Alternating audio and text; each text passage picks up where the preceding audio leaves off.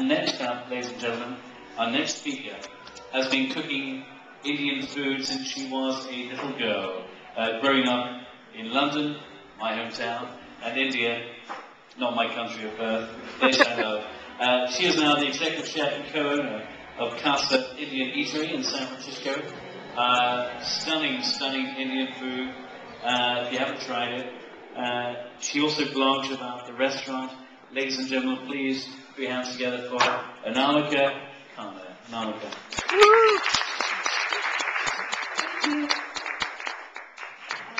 First of all, I want to say thank you to Jennifer for inviting me to speak at the Eat Real Festival. And I've never spoken in public before, so I'm really honored. To be speaking with some really distinguished writers, bloggers.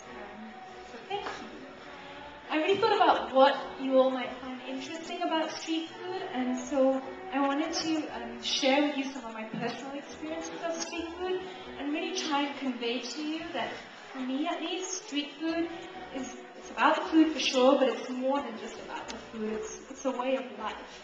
It has heart to it, soul, essence, community. There's a lot of things going on with street food. So I was born in London. Not much street food there, but at the age of 6, my life kind of turned around because my mom decided that she wanted to try and be a Bollywood star. So I got sent to boarding school in India, which I wasn't happy about at first, but looking back, it was an amazing experience, because that's where I was exposed to street food as a way of life. Some of my happiest memories are there, and it's not surprisingly associated with food, and more specifically with street food. So I remember, like, for instance, when I was young, my mother would come and spend the weekend with me in this little mountain town where I was studying called Panchkani. It's like an 8-hour drive up into the mountains, away from any big city, Bombay in particular, that's the closest to it. And she'd come and visit me up there, and we'd take me to a little hotel, and in the morning we'd wake up and wander right into town for breakfast. And breakfast for me was a coconut, just a coconut, you know, and we woke up with a street vendor, and it was not breakfast to go that we were getting, but a fully rounded breakfast experience. You'd pick out the coconut you want after shaking a number of them. Like, is there enough water in this coconut? Then I'd hand it over to Bhaiya. Bhaiya means brother, and all male street food vendors are called Bhaiya. So you'd hand it over to him, he'd pull out this massive, shiny, sharp, and at the time dangerous looking knife to me, put the coconut on its stone, and whack! Clean cut coconut. I don't know if any of you have tried opening a coconut, it's not easy. One whack, pop in a straw, and hand it over to me. And it was just beautiful because we would stand there, stay there, have breakfast in the mountain air, drinking this coconut, me, my mom, and the coconut vendor, you know, and any young people around. We were having breakfast together. It was a communal experience. Then after I'm done drinking the coconut, I hand it back to him, and I was like, I want the malai. Malai means cream, but what we're referring to is the inside of the coconut. It's like a white, soft, milky, creamy flesh. So he scoops it up for you, hands it back, and like you dig in with your fingers and you eat it. I still remember, like, my mom and this particular coconut vendor, like, literally laughing, because this is a big meal for me at age 6, and they're like, come on, finish it up. And it was just, I was happy. And then we'd wander around town, you know, I remember going up mountains, following waterfalls, checking into temples, checking out markets, and then soon, you know, lunchtime, you're hungry, so you're like, what do I eat? And there's no Yelp or Twitter, so you kind of ate lunch where you ended up, and you used your senses. What looks good? What smells good? And my favorite was called pav bhaji, and there's always some pav bhaji vendor around in India. And then you find another bhaiya, another brother, and he had this big, large, black tawa, which is a griddle, and there's a high heat, and he's just mashing vegetables and potatoes, throwing in spices, mixing it up, and like little buns toasted with lots of butter on there, and it's sort of spicy mashed vegetable. I've been told it's like a sloppy joe. I've never eaten one, a vegetarian sloppy joe, but so this is what it apparently is like. So you get this mash, you put it on the bread, put more butter on top, and then some lime juice and onions, and it was heavenly and divine. And what was making it heavenly and divine was, of course, it tasted amazing, but again, out in the air, with people you love, other people from the community, you're eating with your fingers, it's hot, it's fresh, and also there's this connection between you and the vendor. Like, you can see in his eyes, like he's super proud of what he's cooked.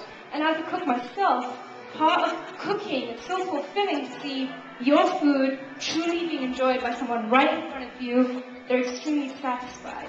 And there's pride in this work as well. You never ever paid beforehand, you paid afterwards.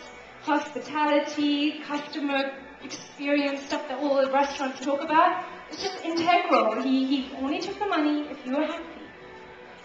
So that was like lunch. And then being Indian, I don't know, we just eat constantly, it feels like. A little bit later, it's snack time.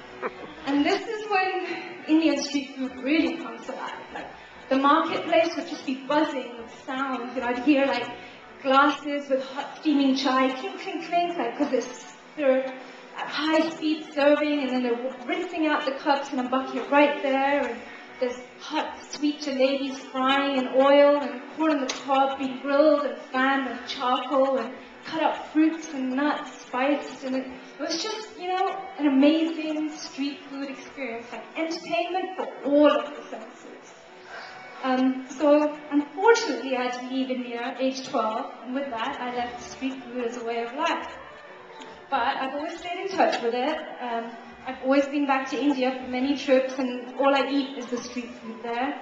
And any vacation I've ever taken is based solely on, you know, what's the street food like? Last month, to celebrate my 10-year wedding anniversary with my husband, sorry kids, we left him behind, but my husband and I went to Vietnam, and we're made for each other because we both agreed that our most happiest moments were sitting on really low plastic stools, eating pho and banh qua, and I'm pretty sure I completely screwed up the pronunciation on that, but we were happy, and it was the experience of being outdoors again.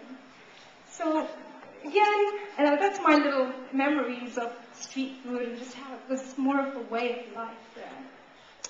And I opened Kasa Indian restaurant because actually the mission of Eat Real is very sort of close to my heart. Bringing real food, like with real ingredients that are actually good for you. And like we said before, maybe not food that might keep you extremely skinny necessarily, but food that's really good for you. I mean, there's butter, there's some, you know, there's dark meat, whatever, that's all there. It's real food at affordable prices and quite quickly. So that's where Kasa Indian was born. And we are actually, in fact, thinking about, so we do street food, which is the kati roll, and we also do home-style food, because in India, either you're eating at home or you're eating in the street. Nowadays, there's of course lots more restaurants and stuff, but that was kind of more how it used to be, home or on the street. So we're thinking about maybe opening a Kasa truck, a kati roll truck, and bringing the rolls back to their origin of the street. So maybe in a couple of months you'll see the truck. And like these speakers earlier, I don't claim to be like the street food expert on it, because it's not. That would be honestly dishonoring those people who do it as a career. They have one dish that is probably coming right from their great-grandfather, and that's not what we're doing. We're home-style food, trying to replicate kati rolls, the street food, and bring it here to the United States of America. But I do have a couple of concerns, and I'm not sure if my husband and I were wondering if I should share them, but I am.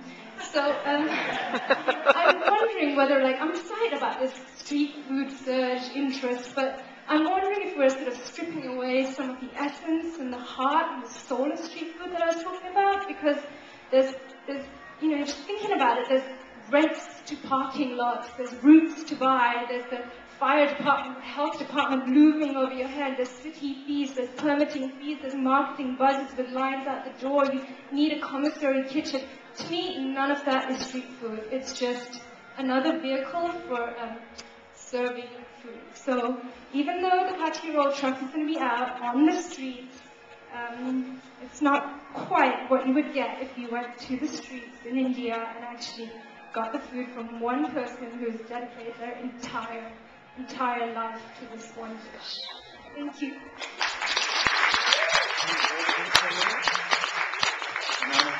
Thank you. And Kasa.